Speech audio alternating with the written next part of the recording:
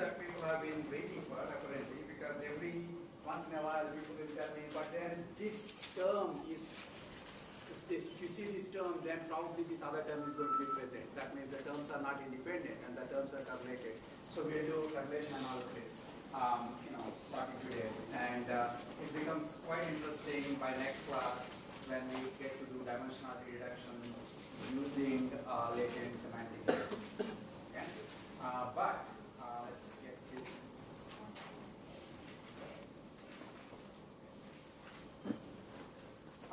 Okay, so we were looking at, if the user types the word wrong, then you might want to suggest to them other possible words that they might have wanted to type, right? So that was the issue. And the question, of course, is how do we know which word the user wanted to type? The one idea that we're looking at is k-gram analysis. So, for example, a word like alone would have. By the way, so when you're writing k-grams, you normally tend to think of two special characters. Yeah. So if you have something like alone, then you assume that it starts with the start character, ends with the end character. Okay. So if you then have to write this as 2 grams, then you have that.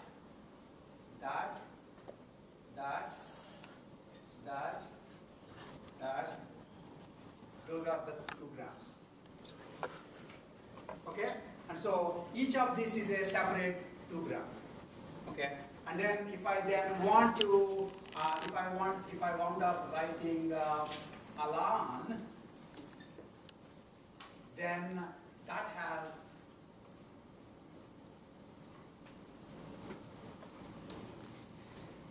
right?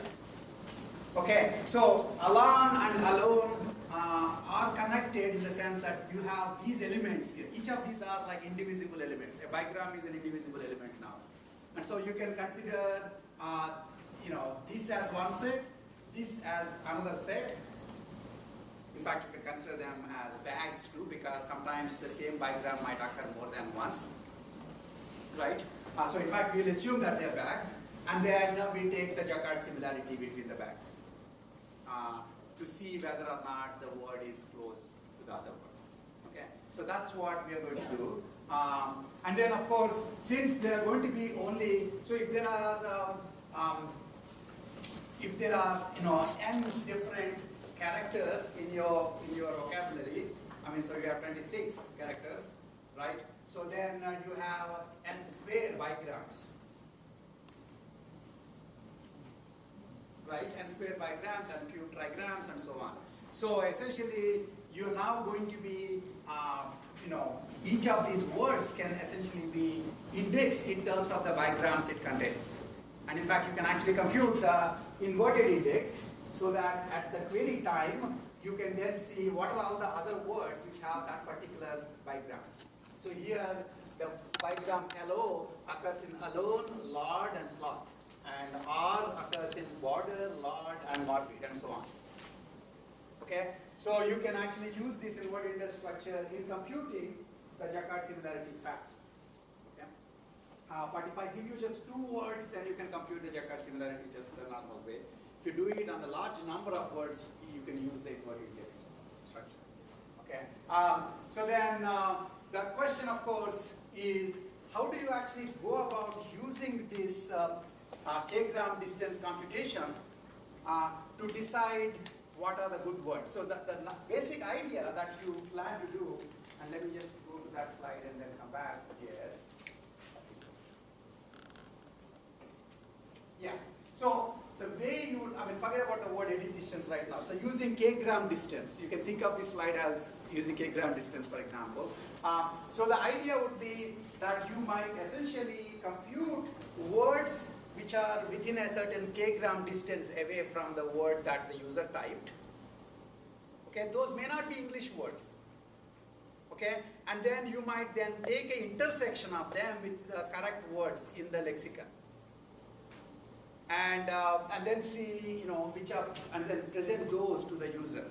Now, of course, for the k-gram distance, unfortunately, it's not generative. It's not easy to give you all words that are one distance away from a given word. Okay? But we will talk about a different kind of a distance called edit distance, where it does become quite easy to talk about all words that are one distance, one edit distance away from the word. So that's why this is actually said with respect to the edit distance. But the way you wind up using this always is you compute the candidates and then intersect. Okay, that would be the good way to do it. Another way, of course, the other obvious way would, of course, which is actually kind of a naive way, is to compute the k-gram distance for every word in the lexicon and see which one is the closest top k to the word that the user typed. Okay? Okay, so now, as I said, in terms of deciding what a correct word is, all you can say, we were discussing last time, is basically you can't just depend on the English dictionary per se, because it's possible that the people are not typing from the English dictionary. They might be typing words that haven't yet entered the dictionary, because dictionaries are always lagging indicators of popular culture. Okay, so really you actually just look at the inverted index of all the words. And then you see, if you remember from last class, for each inverted index, so right, you have this lexicon in the inverted index, and then for each of the words in the lexicon, the number of records in which, number of documents in which it occurs. Okay, so you can actually see this number is the number of documents where this word occurs. Okay, so in this case, actually, you can say that any word which has a reasonable number of occurrences is probably a real word. If it has exactly one occurrence, while it makes it very unique, it also makes it too unique that it's more likely to be a spelling error than anything else. Okay, so you could use, so in some sense you can just look at the entire lexicon as the dictionary, or you can take the subset of the lexicon which is above a certain threshold in terms of number of occurrences, and say those might be the words that you're trying to type. Okay.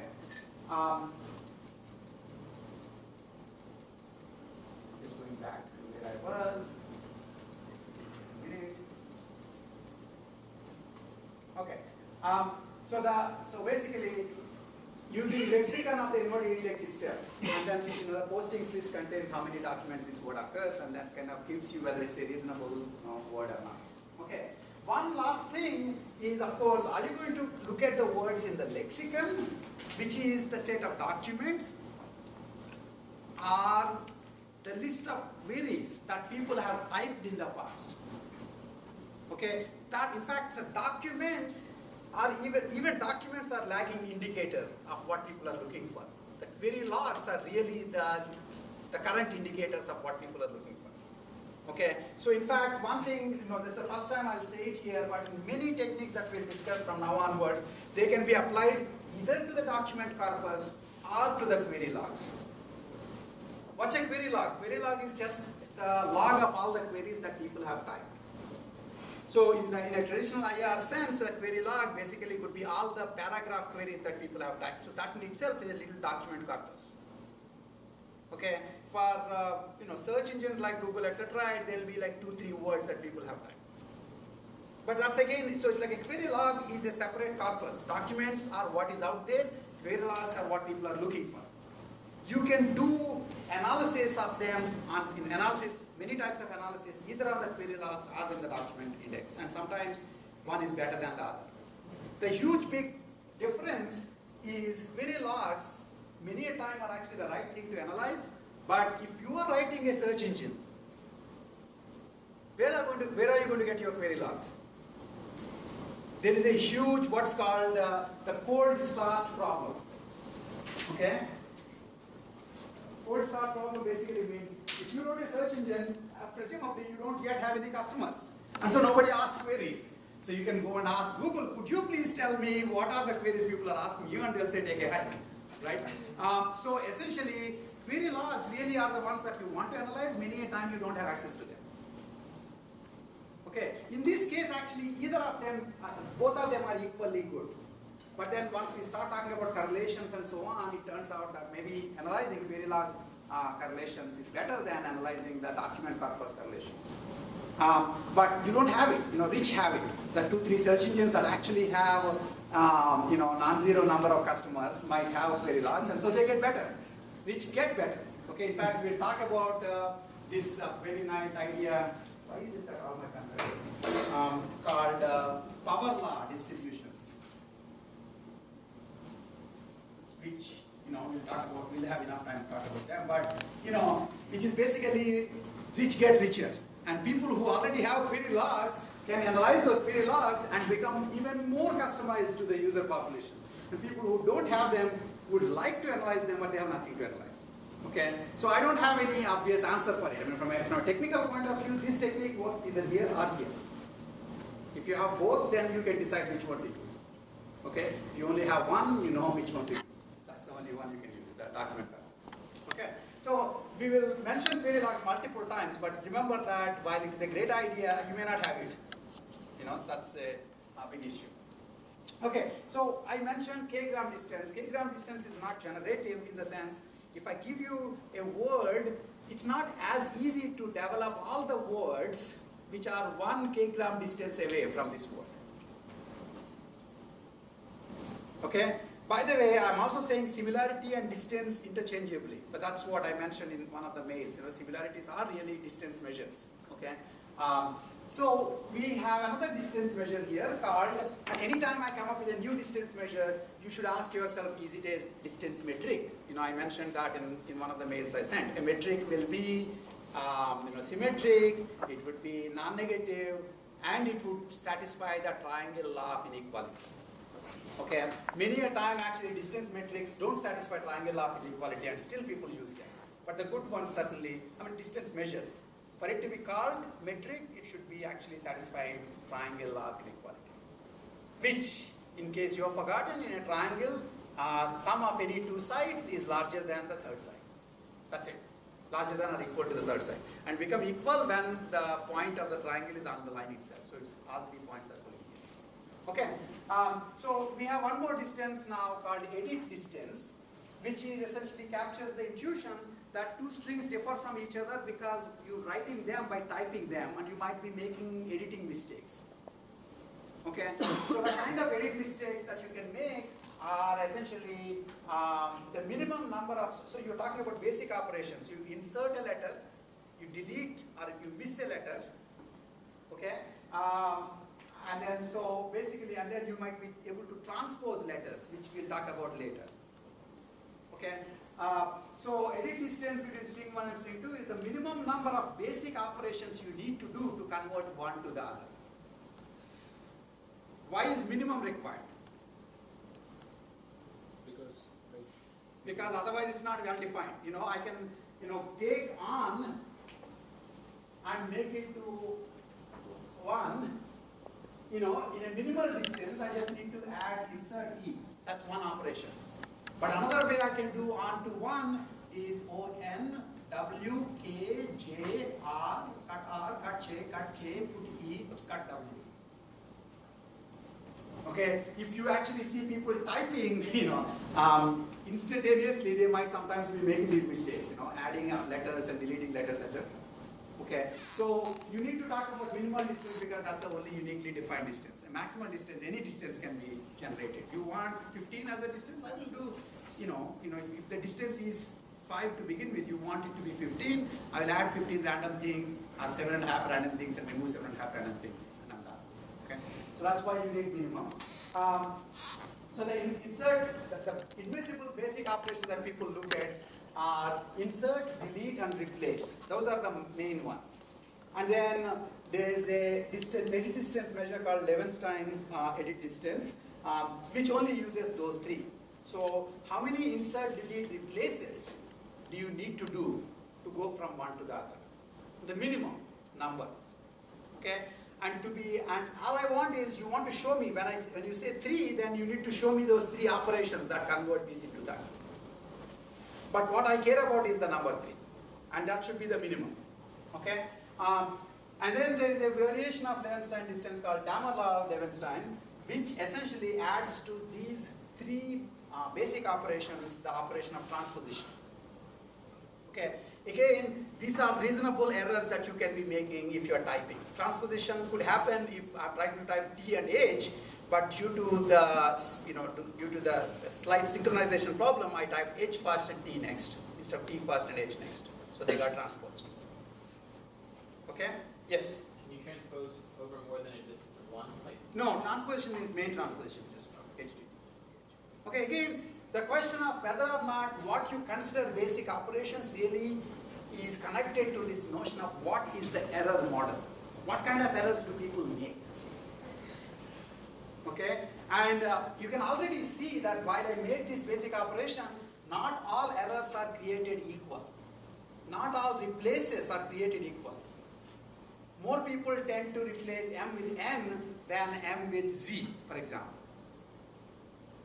Okay, so if you want to take that into account, then you get the next slide, which is weighted distance measures. So different, the distance depends on the characters involved. Okay.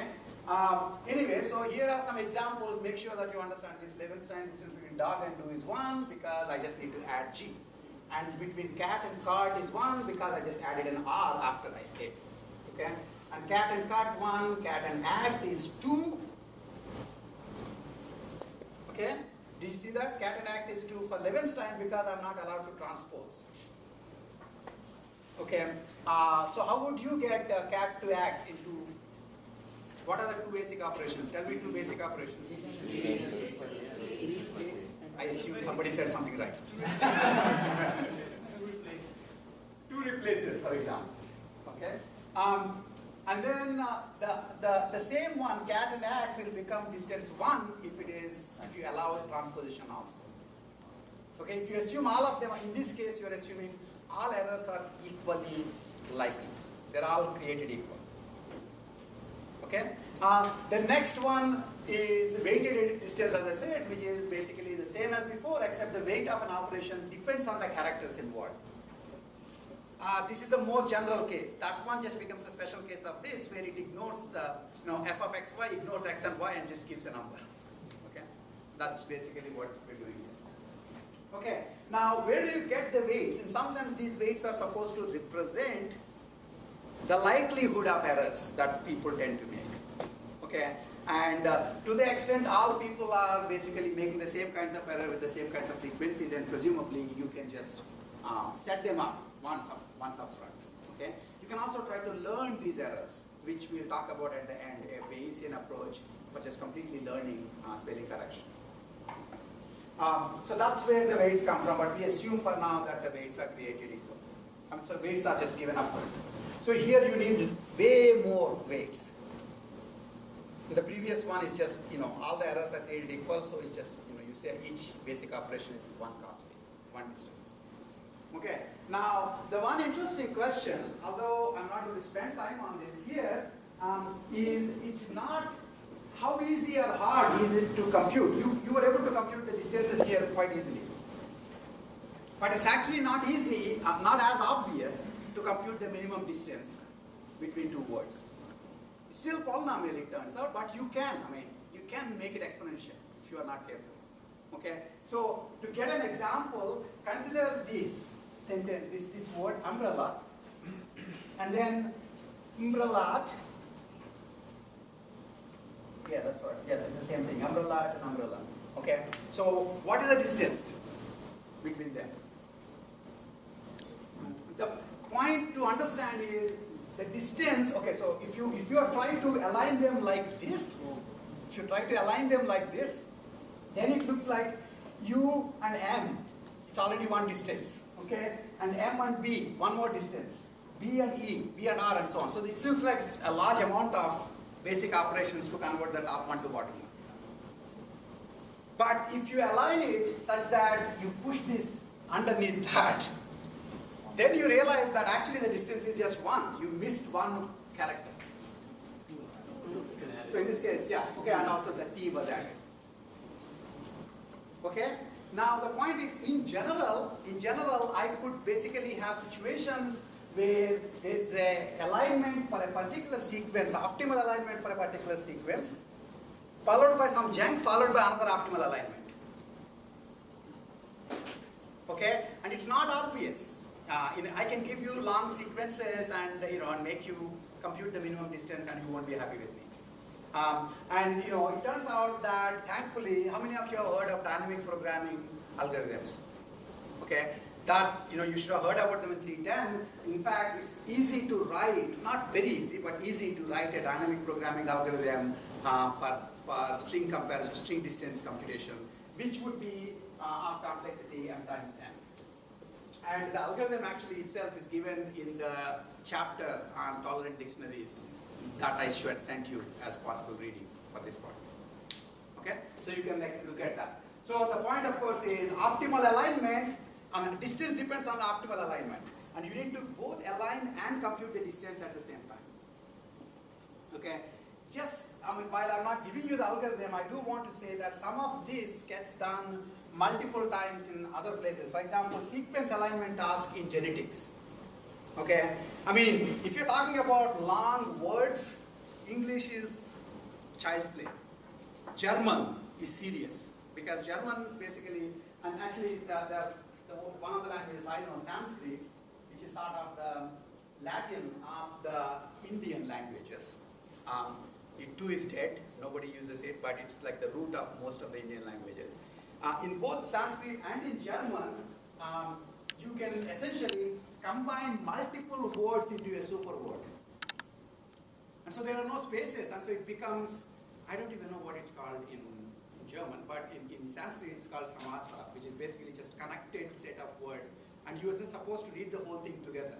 And those of us who need spaces to figure out where the word is ending, we're in trouble.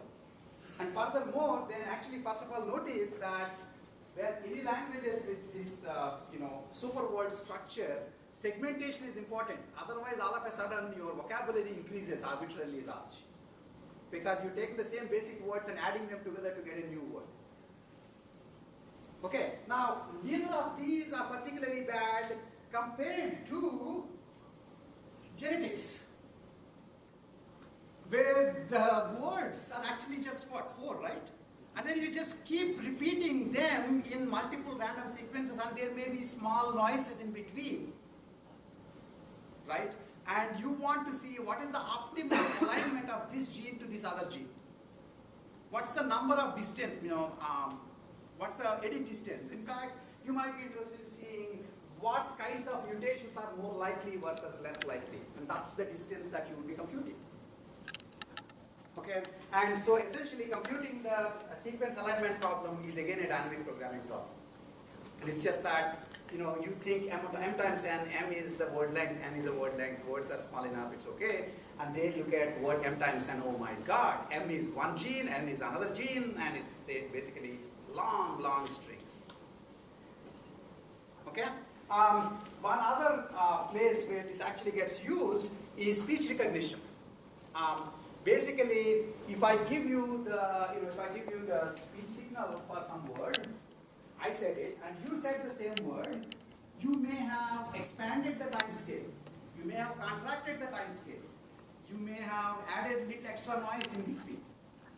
And what I need to see whether the word you said is the same as one of the words in the dictionary, I need to first optimally align these two signals and then compute the distance. And that is called dynamic time warping. So you're dynamically changing the time scales, saying the first part, this guy elongated it, and the second part, he reduced the time, and the third part again elongated it. I get to say any which way I want, and people still try to understand, right? So this kind of distance computation is actually quite an interesting thing. We just touch it here in the tolerant dictionaries. And as I said, edit distances are very interesting because I can always generate, given a sequence, it's fairly easy to generate all strings that are one distance away from this string. So I'll consider all one insertions, then I'll consider all the one deletions, then I'll consider all the one replaces, and so I'll get a huge number of these things, but it's still finite. Okay, only one distance, right? And so now, if I get a word, then I can compute the set of sequences that are one edit distance away from it. And then you intersect this list with my lexicon to see if any of these words are actually real words. If so, then I can suggest it to my user saying, did you potentially want to say this word instead of the word that you said? You see what I'm saying? Okay? And so basically you need to put some kind of a threshold on the distance. And people who write completely different stuff, you can't help them. But if you assume that, a few errors would be made, like one or two edit errors could be made, then I can essentially look at the sequence you gave me, consider 2-error universe of strings around this. That's a huge set. Intersect it with my lexicon, and that will give me, which of these strings are nonsensical and which of them have entries in the dictionary. And like as I said, eventually people are checking, especially if you're doing things on, because web is adversarial, random words. If people are searching for the word, believe me, other people put documents that have those words in them. How many times have you typed something and you're so surprised to see that such a thing already exists, and you go there and they basically have a definition, quote unquote, for that word. Mostly they want to show you advertisements. Okay, how did they do this? They're essentially looking at queries that people are asking, and you generate, pages which basically have those words in them. And there is no meaning to those pages. The only reason that page is there is to get people like you to come to that page. Okay, so eventually there is no such thing as mistyping, because if you think of mistyping as being not present in lexicon, everything will eventually be present in lexicon. That's why you need to consider the number of occurrences. But then since the whole thing is adversarial, maybe even that will go up. Maybe eventually we'll get to a point where real words occur less often than the made up words. At which point we'll speak those words, right? Right? I mean, we change spellings. I mean, English used to have pretty crazy spelling, as it does. Already it has pretty crazy spelling. And then if enough high school students are failing because of spelling mistakes, they grow up, become OED, the Webster Dictionary editors, and they say, we don't want this spelling for this word. We'll change it. And then so we'll change the whole language. But anyway, so that's the adversarial aspect of that one. Okay. The last thing I wanted to say here, actually, I won't spend too much time on this, maybe later I will do it, is there's a really nice way, a more unified way to do this kind of approach, this kind of error correction, which is basically a Bayesian account. Okay, and so the idea there, how many of you know Bayes' rule? Not too many. So we will probably do Bayes' rule later on. We will do Bayes' rule later on. I thought you just said Bayes. Baseball. That would be even fewer people. But Bayes' rule. Bayes' rule is not about baseball, but it's anyway. If you don't know Bayes' rule, then we will talk about Bayes' rule at a later point, and then we'll talk about this again at that time. It turns out that there's actually a much nicer way of thinking about this whole problem. If you basically what they're doing there is you're trying to compute the probability that somebody who wanted to type W typed, somebody who wanted to type W typed C. Oh no, wait, one second. Yeah. You're given W. So you typed W. What is the probability that the correct word that you wanted to type is C? That's what you're trying to compute. Across all the words C in the lexicon, what is the word that you wanted to type? In some sense, this is also the kind of thing that, it turns out that Bayesian approaches can also be used for information retrieval. We did not get into it, but it actually can be used. And when you're spelling correcting sequences, you can also word correct queries. And so Lincoln could have used this to figure out that the guy who asked how long should a man's legs be, he actually used this kind of an analysis to figure out, oh, you want your son to be parted. Okay? So essentially, if you wrote the W as the word, what's the probability that you meant to say C? And that, using Bayes' rule, is the probability that if you wanted to say the correct word C, you would type W, times the probability of the word C itself, divided by the probability of word W. Okay? Now, of these, the PW given C is what? So, if you wanted to type a particular word, what's the probability that you will type this other word? That's the error model. So, in some sense, PW given C is what you are capturing by all these distance metrics. Edit distance, k-gram distance, and so on. But instead of computing syntactic distances, you can just look at the training data and see anytime somebody wanted to say Rav, they are always constantly saying some completely different word, computer, let's say. So then for them, it's very likely that when they say computer, they meant Rav. And from a syntactic distance point of view, computer is very far away from Rav. But you don't care about syntactic distance. You want to care about what your users, what are the errors your users are likely to be. Okay? And so, the error model is P. What is the probability that you will type W when you meant C? Different kinds of errors, including letter swapping, etc., have different probabilities. And you are essentially, you can learn this error model from data, from observing people making errors. Okay, and then the C is probability of C is the prior probability that the word C is actually used by a random person. Okay, so there are some words that are like high GRE vocabulary. People don't use them except in GRE and SAT exams, right? And so even if you think that the word they typed is very close to anti-disestablishmentarianistic or something, you might want to ask yourself, how likely is it that somebody will actually type such a word? So that's the prior that anybody would actually want to type that word. So even if it's highly likely that you have anti-disestablishmentarianistic seems to be a possibly very likely error that you could have made, its ranking should be reduced because it's a very unlikely word to begin with. Okay, and so if I can compute P of C from the document corpus, are the words that people type, I can compute errors by looking at both the words people wanted to type and the words that people typed. And then I can use that, I can plug that in to actually compute what's the maximally likely word that people wanted to type when they typed W. Right? Now, suppose C is the disease you are suffering from. W is your symptoms.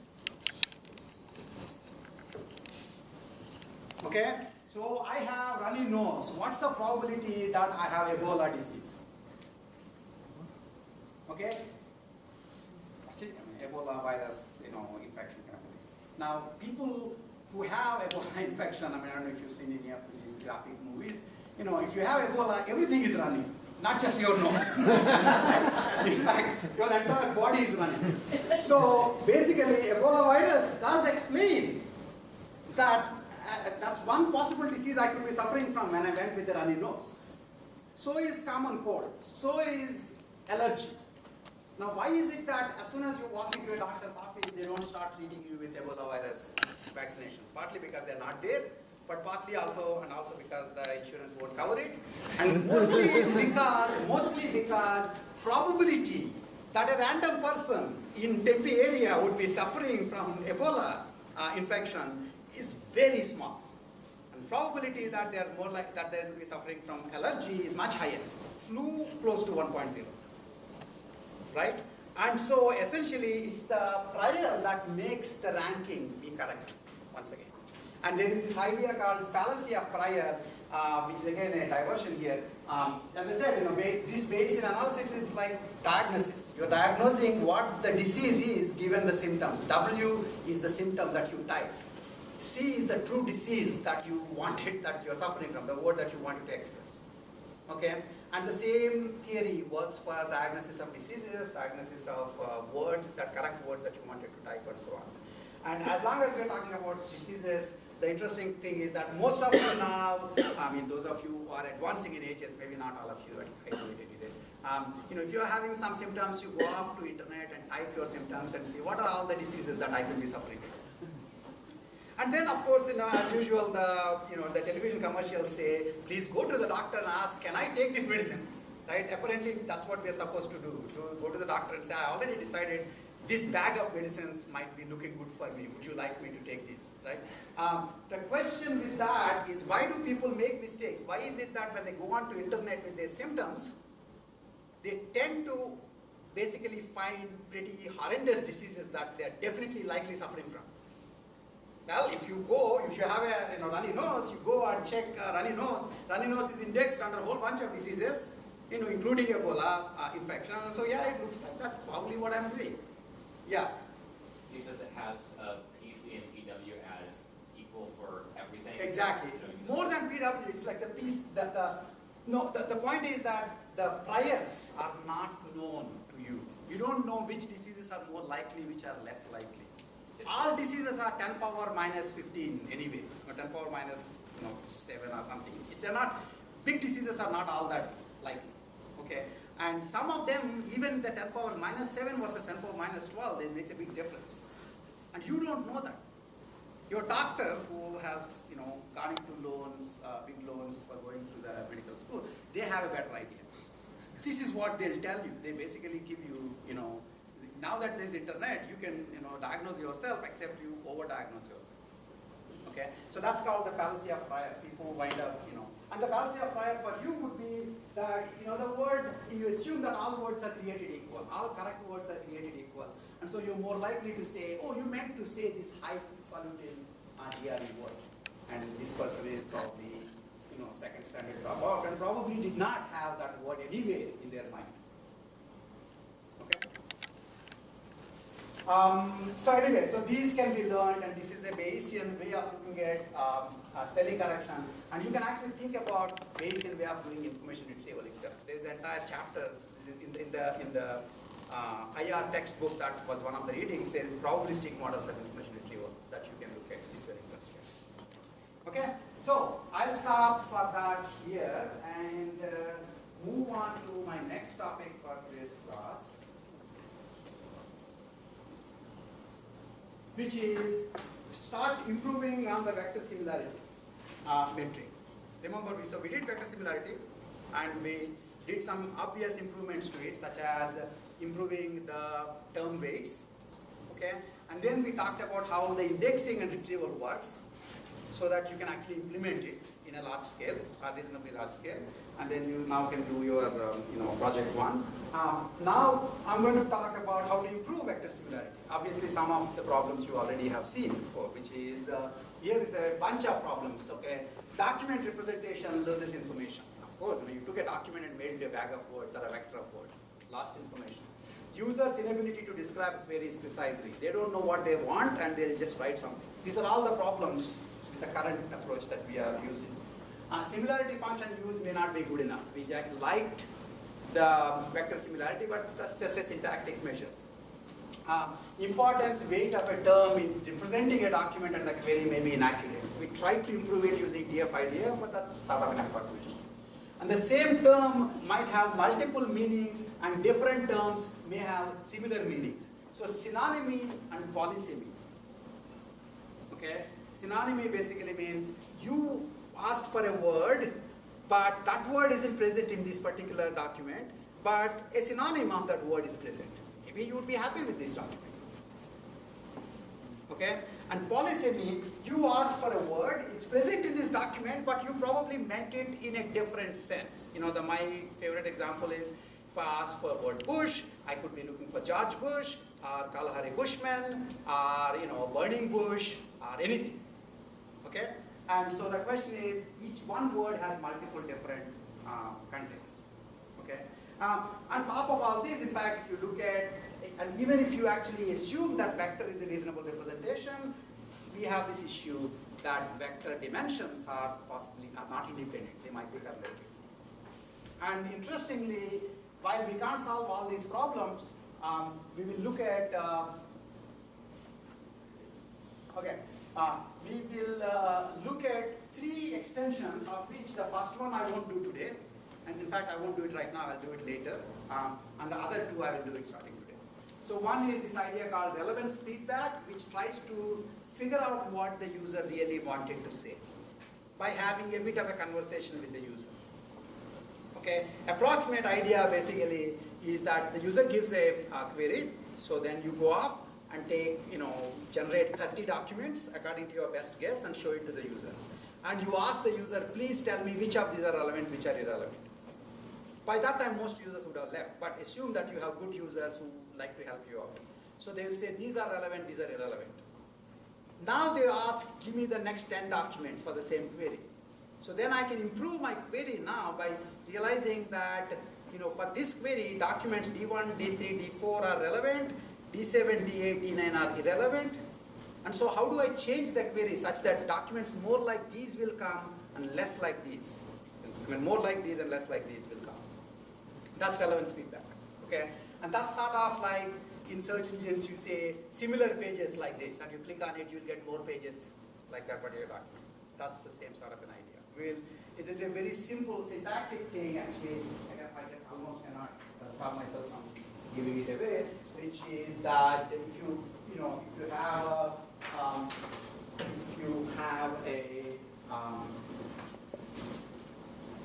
you have a query queue, and then here are the documents D1 to DK that are relevant, and here are the documents D-1 to D-J that are irrelevant. Then what I can say is query is a vector. These are all vectors. I can compute the centroid of these vectors. The centroid of a vector with centroid of multiple vectors is just add up all of the vectors in the corresponding dimension divided by the number of vectors. That would be the centroid. Okay? So that would be sort of the mean vector, the average vector that is relevant. And then I can also compute the average vector that is irrelevant. Okay? So then I take the query vector Q, add to it the average vector that is relevant, subtract from it the average vector that's irrelevant. Okay? In fact, I could say ignore query altogether. Now that you asked me a query, but you now gave me much more information about what is relevant, what is irrelevant. So I will just use this cell. Okay? And there are variations where you will do alpha times query Q plus 1 minus alpha times this query. Okay, we will look at it again as a very simple idea for doing learning over text documents, which are represented as guidelines. Okay? The second idea is correlation analysis, which is certain words go together. Okay? And so on certain words, basically, so if I say this word, I almost, even if I didn't say it, I also meant these other words. So can I then find out which are the words that belong together? Computer science, data structures, database. Okay, can I compute these correlations myself? So in some sense, there are functional synonyms. When you see this word, you expect to see this other word right next to it. Okay, that's correlation analysis. And finally, we'll talk about something that subsumes correlation analysis called principal component analysis, which does dimensional reduction, but I'll get to that. Okay, so correlation and co-occurrence. So terms that are related to terms in the original query. So if I were to be able to do correlation analysis, what can I use it for? So if I give a word and my query, I might be able to add more words that are relevant, that are similar to those words, or that are kind of correlated with those words. Okay, and then so I may be able to use it to expand my query, essentially. Okay, and by expanding the query, then I make the query more precise. Because if you allow the user, so you say push, right? And if I were to suggest to you, here are some functional synonyms: burning, George, Kalahari.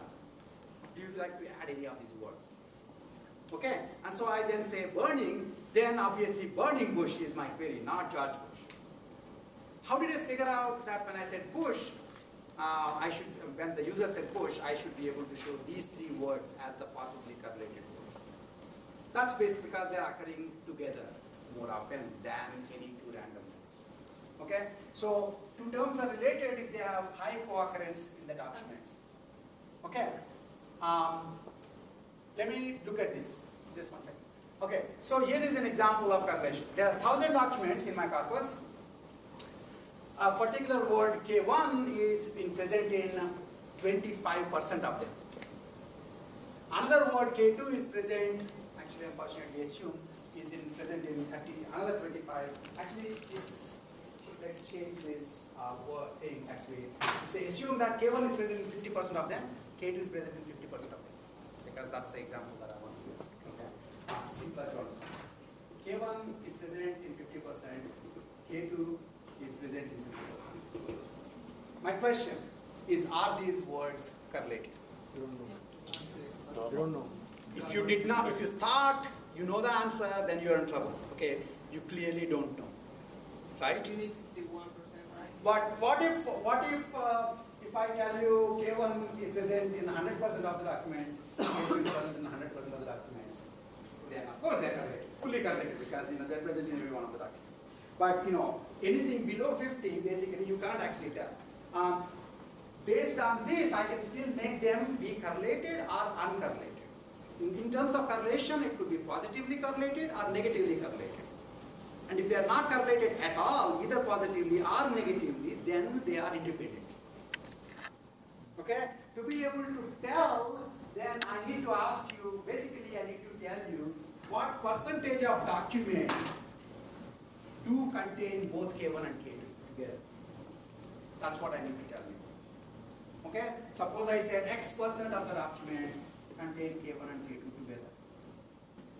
Then based on the X, K1 and K2 can be positively correlated, negatively correlated, or independent.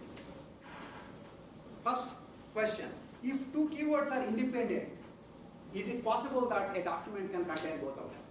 Yes. Okay, please remember this. Okay, again, as I'm saying, people tend to think that independence means no overlap. Independence actually, if in fact, whenever you see me, you don't see my alter ego, that's because we are correlated. And I'm here, the alter ego is not here. You understand what I'm saying? If you never see word 2 ever with word 1, they're actually correlated. They're just correlated negatively. Correlation is your ability to predict the other word based on the presence of this word. So if I have an enemy and I and my enemy never go to parties together, like Seinfeld and Newman, let's say. So if Seinfeld is in the party, you don't need to look to see if Newman is there. You assume Newman is more likely not there. Okay? So that's negative correlation, but it's predictive. Whereas if Seinfeld is present, would some other random person be present? I don't know, I need to look. And that is independence. Independence is where you have no predictive power.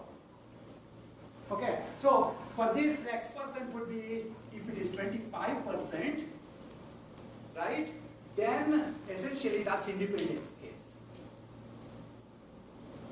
Okay, and if it is less than 25%, significantly less than 25%, they are negatively correlated. Significantly greater than 25%, they are positively correlated. Right? Okay? And of course, you can actually make sense of this from the point of view of conditional probabilities. Probability of K1 and K2 is probability of K1 times probability of K2 given K1. Or probability of K2 times probability of K1 given K2. Right? And so the time when you say two things are independent is K2 given K1 is nothing but P of K2. Prior probability of K2, probability of K2 given that K1 is present is the same as the prior probability of K2. Okay, that's why when they are independent, you just assume that P of K1 times P of K2. By the way, just to put a little connection back to the previous couple of slides back, previous slide, Bayes basically looked at this formula. That's it.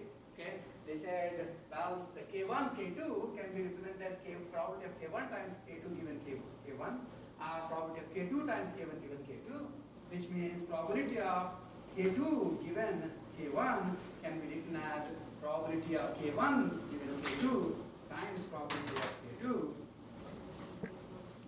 by probability of K1. And for this bit of amazing algebra, the guy is famous, hugely famous. And we'll actually understand partly why it's very useful insight, but we'll understand even more if you take AI course or obviously course, actually why Bayes analysis is quite different from analysis. But anyway, this is Bayes' rule that is basically just a way of equating two ways of writing a joint probability in terms of conditional probabilities, and then computing one in terms of that. That's it. Okay. Anyway, so correlations you understood now, right? And in this case, 25 and 32, that would basically be 8%, 25, etc. Okay. And So if it is greater than that 8% it's positive, less than 8% it's negative, approximately 8% is independent. Yes? So how, I mean, like, how we say 25% is they are dependent? I mean, What? if we say that probability of them occurring together is 25%, then they are independent. More than 25%, they are dependent. So how we can say, is this a fixed number or? No, this is basically, because what I told you was the prior probabilities. When I said K1 is occurring in 50% of the documents, P of K1 is 0.5. So K2 is occurring in 50% of the documents, P of K2 is 0.5. So I'm asking you to compute P of K1 and K2, which you will try to compute using this. This always works. But when they are independent, this is just P of K2. Right? So that's the thing. That's the point about independence and dependence. Yes? Just because P1, P of K1 and K2 is equal to P of K1 into P of K2, you can't still tell that it's... That's the definition of independence. That's how you figure out two things are independent, is because in a large enough sample, okay, in a large enough sample, the definition of independent events, K1 and K2 are independent. If they are independent, then their joint probability is probability of K1 times probability of K2. And one way of thinking about it is, independence model is, here are all the document buckets. Okay? One guy comes and pours K1s randomly. And another guy comes and pours K2 randomly. These two guys don't know each other at all. Okay? So they cannot coordinate in any which way. Unless they're putting one in each of the buckets, essentially they're likely to be, unless there is some kind of a correlation in the way they're pouring the keywords into the documents, they're going to be independent. Yes? What if the data changes? What if, how come we know that it will make it the same probability distribution? No, I'm just saying, given a particular corpus, would you say it is independent or not? That's all I'm saying. Okay? So with respect to the current corpus, the prior probability of K1 is some number, probability of K2 is another number, probability of K1 and K2 is a third number. If they satisfy P of K1, K2 is P of K1 times P of K2, then it is independent. Otherwise, they are correlative. Okay? Yes? In the Bush example, when you gave all those three words to add, they should be correlated. They could be both positive and negatively correlated. But between them, it's better that they are independent, right? No, why? No, I would never want to add independent words to the query because it doesn't increase the quality of the query. No, I mean between those three, the independence between they. If they are independent, that basically means there is no connection between them. But yeah, but it means that they are closer. No, no. Independent is basically means how much ever I tell you about how many instances of the word bush is present in this document, your estimate of whether a bird burning will be present is not going to change. Okay? Let's take this out of the box. Okay? Okay, so what I'm going to do is, so this is basically what I'm saying, that if I have a document corpus with n documents, then if a particular word occurs in n1 of them, then its prior probability is n1 by n. If another thing occurs in n2 of them, the probability of that is n2 by n. And then the fraction of the documents in which they would occur together using independence assumptions would be n times these two. That's the expected number of documents where both these words will occur. If the number of documents where they occur is either greater than or less than this m, then they are correlated. They can be positively or negatively correlated. This is the analysis that we will wind up doing, essentially, to compute the correlation. Okay. Now, to do this, actually, we will rather than just do it piece by piece, one word at a time, we will use the vector description of the words and the documents. And this is actually the first place where, remember, we were talking about what's the big difference between documents as bags versus documents as vectors. This is a good place where, in fact, that difference is in favor of vectors. Okay. So here is what you saw, right? This is document term matrix. Okay, so I'm sorry, no, this is term document matrix. A, B, C, D, E, F, G, H, I are the documents, and these are the terms. Okay, from now onwards, we'll always write, these are matrices, right? So I will write TD to mean term document matrix, and DT to mean document term matrix, one of which is the transpose of the other. That's it. Okay, just instead of saying M and N, etc., which have no meaning. So this one is a TD matrix. In the TD matrix, each row corresponds to a term, and each column corresponds to a document. In the DT matrix, the opposite. Each row corresponds to a document, each column corresponds to a term. Now, until now, we've been focusing on the possibility that each document is a vector in the space of terms.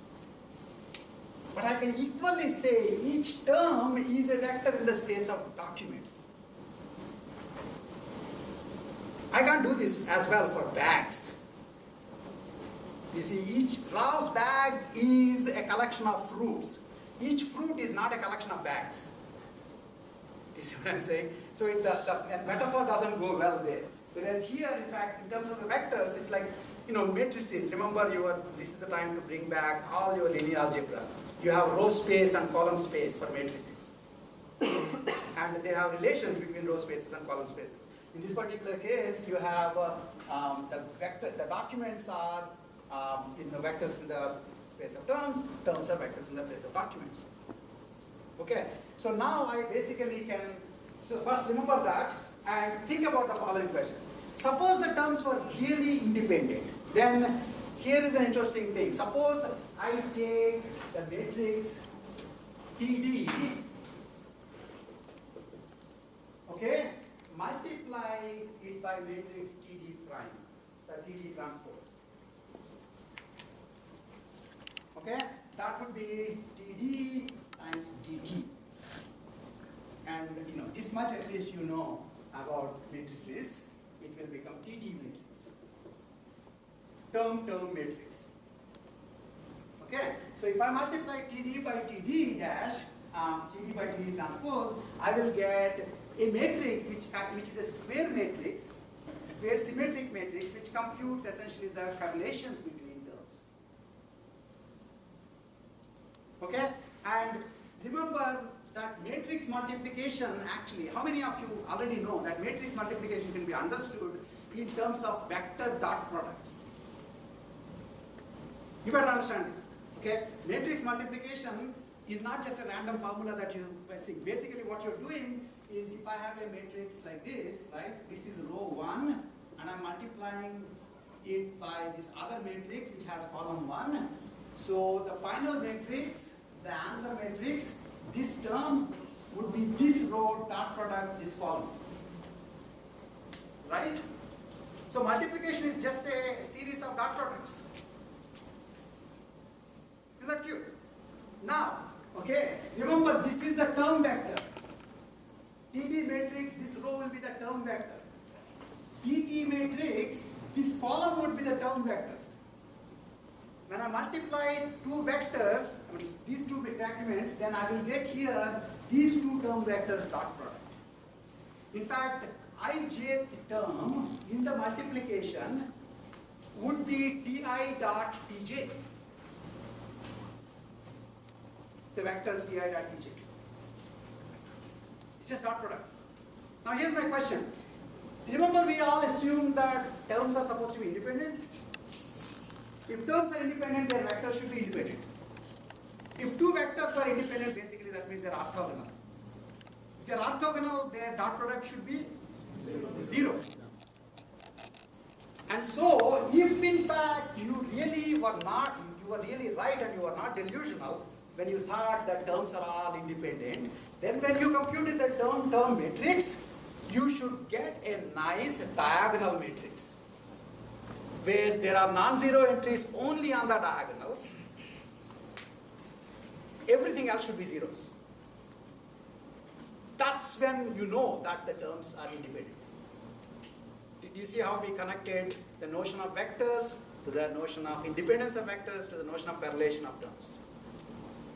Okay, so if in fact they were independent, then the multiplication should give me a multiplied matrix, which is TT, which is of the size, the number of terms by number of terms, where only the documents would be non-zero, and they would correspond to T1 dot product T1, T2 dot product T2, T3 dot product T3, T4 dot product T4. If there are only 4 terms, that would be the ones. Everything else should be 0. To the extent the rest of the things are not 0, That must be because they're correlated. Do you see what I'm saying? And then I can use the non-zero-ness of, so for example, for each row, T1's row, T1 would be most correlated to itself. I want to see what else is it more correlated to. Everything else is 0, that means it's completely uncorrelated with everything else. If one of the terms is more correlated, then I'm happy. Then I would say that's your functional equivalent. This is the idea I will start with. Okay? So suppose I have this. I know that I skipped, but we'll come back to this next class.